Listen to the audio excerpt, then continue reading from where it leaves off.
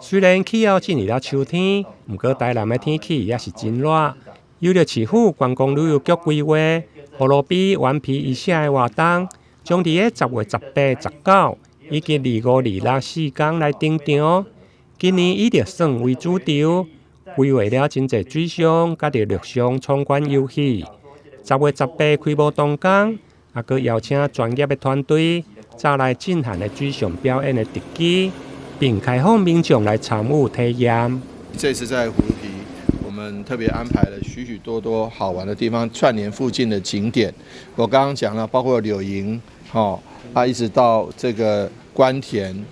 那甚至到龙田恰恰园区大龙田生态公园，还有许多很多好的地方。那在过去从龙田、关田那边去离麻豆也很近，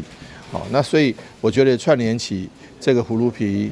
风景区，是我们觉得在台南西北旅游的一大秘密武器。那尤其龙田园区已经这个葫芦皮园区已经是设施相当完善了。我们也期待各位好朋友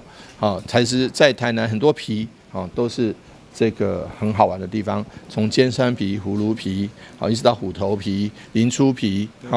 德源皮这些地方还有这个很多好地方都值得大家去看。所以最新推出的台南秘境旅游，葫芦皮顽皮一下。除了精彩的表演以及闯关游戏，另外活动现场还佫设有特色的市集，以及侪表演团体的演出，